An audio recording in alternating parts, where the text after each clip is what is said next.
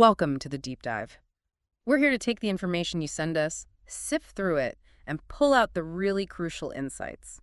Think of it as your fast track to getting properly informed. And today we're diving into a document you provided called W7 CPM, Around the World Africa.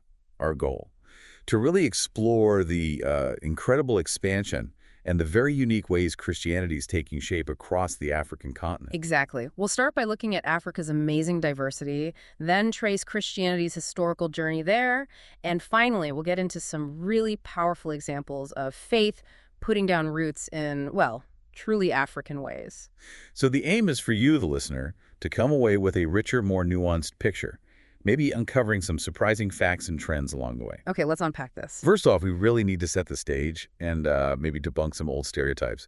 This idea of Africa as one single place, it just doesn't capture the reality. Not at all. It's incredibly beautiful, and the sheer variety of peoples and cultures is stunning. The document itself mentions so many. You've got nomads in the Sahara, pygmies in the rainforests. Bantu warriors, Cushitic tribes, the Tuareg Berbers, Nilotic peoples like the Dinka and Tutsi. It's just this incredible mosaic. And, while we celebrate that diversity, we also have to acknowledge it's been a source of conflict sometimes. Right. The document mentions that world war within the heart of Africa in the 90s, involving several countries. And also the competition between different ethnic groups, especially after independence. That's been a recurring theme. Yeah, and the displacement of some Aboriginal groups like the Pygmies and Khoisan, that's part of the story too. And we can't ignore the role of European colonization here, drawing borders on a map without any regard for who actually lived where. That definitely sowed the seeds for future conflicts after independence, didn't it? Forcing groups together who hadn't necessarily coexisted easily before. Precisely. It created a lot of tension. Okay. So, shifting gears a bit, let's talk about the growth of Christianity on this incredibly diverse continent. Yeah. Because the scale is just, wow. It really is mind-blowing. Going from, 9 million Christians about a century ago to over 360 million now? Yeah. It's staggering. And the estimated rate of new churches starting 1,200 per month. That kind of expansion is hard to even visualize. It truly is. So how did this happen? The document touches on early missionary efforts. Yes, and there were early successes. There's a striking example of 28 Ethiopian evangelists. In just 8 months, they led over 600 people to faith and started 83 churches. Wow. But then there was a change in approach, wasn't there, around the 1980s? Yes, a really significant shift.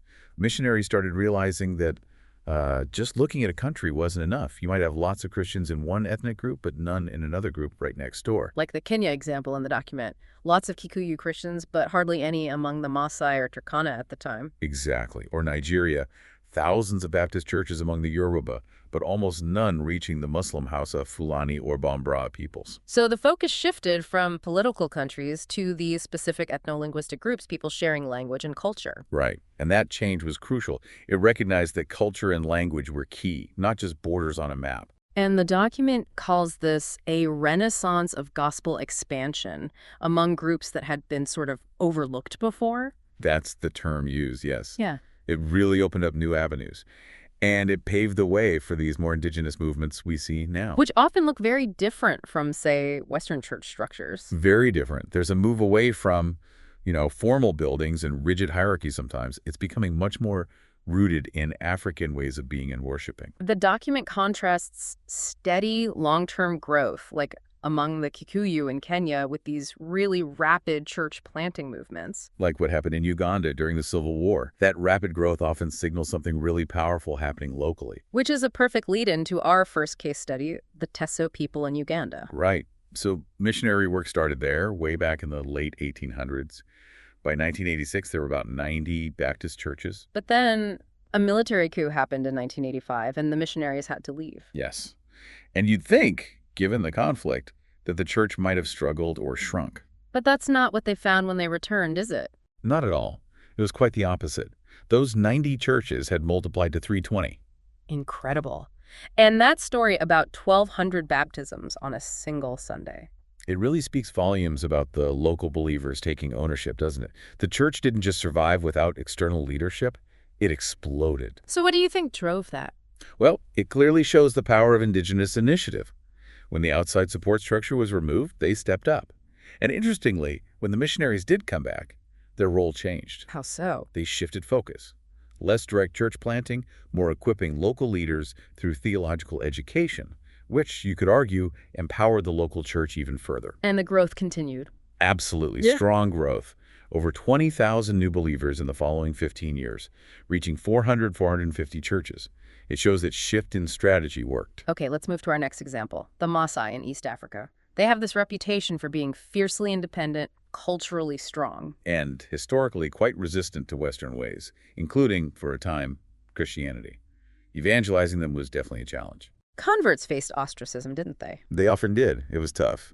But then, in the late 80s, a new approach started gaining traction. What was that? Training and sending out Maasai lay evangelists themselves in pairs, following that Luke 10 model from the Bible. Sending people out 2 by 2. And this made a difference. A huge difference. Today, the document estimates up to 15% of the Kenyan Maasai identify as followers of Jesus. Wow. That's a massive shift, driven primarily by Maasai reaching Maasai. So it was more culturally resonant? Absolutely. They spoke the language, understood the customs. Faith wasn't foreign. It was being expressed from within their own context. And how they express it is fascinating. The acacia trees. Yes. Gathering under acacia trees, which are traditional meeting spots, maybe using thorn bushes as windbreaks. It's very organic. And the worship style. Deeply rooted in their oral culture. Bible stories turned into songs in their own language, their own rhythms, often with actions, choreography. It's vibrant. So integrated with their culture, the document even says it's hard to count these acacia tree churches. Because it's a movement spreading organically, even across the border into Tanzania and among the related Samburu people. It's not about buildings, it's about community and faith expressed naturally. All right, third case study. The Ife people in Togo and Benin. Right, a large group, around 10 million, mostly practicing traditional African religion, largely unevangelized at the time the document focuses on. And again, a shift in approach seemed key. Missionary Mike Key saw initial success. Remarkable success, actually. 24 converts after his first sermon. It showed the Ife were receptive, if approached respectfully, on their own terms. And he involved locals from the start? Yes, recruited 24 Togolese evangelists. They ran a campaign, showed the Jesus film to thousands. Resulting in hundreds of commitments. Exactly. And then a partnership with Baptists from North Carolina provided Practical Help Wells, a conference center which helped support the growing movement. The numbers were impressive. 1,200 baptisms in 3 years, 85 new churches in Togo. But interestingly, it initially stalled at the border with Benin. But it did eventually cross over. It did. Later, with other missionaries, Jess and Peggy Thompson arriving in Benin, they found churches already starting and reproducing without direct missionary help. That really underlines the self-propagating nature of these movements once they take root, doesn't it? Absolutely. It shows the power of local leadership and ownership. Okay, finally, Ethiopia. This is unique, isn't it? A very ancient Christian presence. Very unique for sub-Saharan Africa. Ethiopia has this indigenous Christian community stretching back centuries, possibly even to the time of the apostles, with the story of the Ethiopian eunuch in Acts. And the Ethiopian Orthodox Church is huge, deeply woven into the national identity. Over 40 million adherents mentioned. But like elsewhere, evangelical efforts also arrived, focusing partly on animistic groups like the Oromo, but also working within the Orthodox Church. Encouraging existing believers to deepen their understanding of discipleship. Exactly. And this led to the Emmanuel Muhadir, the Emmanuel Fellowship, emerging within the Orthodox Church in the early 90s. What was their focus? Prayer, studying the New Testament, personal communion with God. It grew incredibly fast, maybe 70,000 believers by 1995. But it caused friction. Yes. Their evangelical style and emphasis clashed with the Orthodox hierarchy, and they were eventually expelled. It highlights how renewal movements can sometimes challenge established structures. And this is where missionary David Emmert's strategy in Addis Ababa comes in. Right. He wanted to work inside, outside, and alongside the Orthodox Church, focusing on an unreached area called the Red Zone. And he partnered with the expelled Emmanuel Muhadir group. He did, a strategic partnership.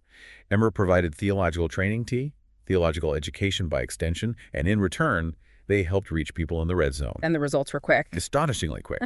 Remember those 28 Ethiopian evangelists we mentioned earlier? This is where that example comes from. In just 8 months, working with Emmert and using the T training. They led 681 people to Christ and started 83 new house churches in that unreached area. Exactly. These were small groups focused on prayer, indigenous praise songs, Bible teaching, just a really vibrant, locally led expression of faith. These examples are so powerful, they really drive home the impact of local leadership and culturally relevant faith.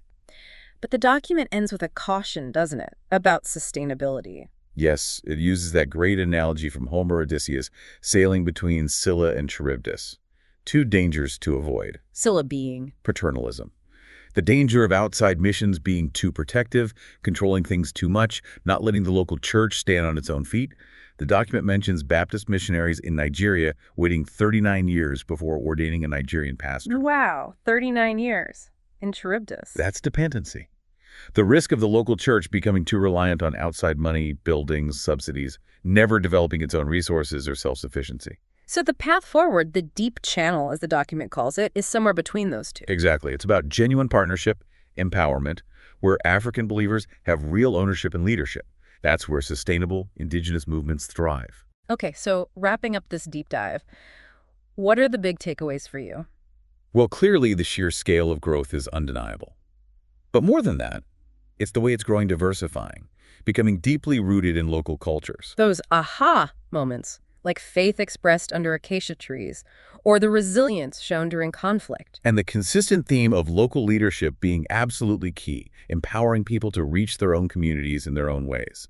That seems to be the most effective approach, time and again. Faith isn't monolithic, is it? It takes on the color of the local soil. Precisely. And maybe that leads to the final thought for you, our listener. Right. Given this dynamic growth, these unique expressions of Christianity in Africa, what can the wider global church learn from these movements? How might looking at faith through these diverse cultural lenses broaden our own understanding? Something to definitely ponder.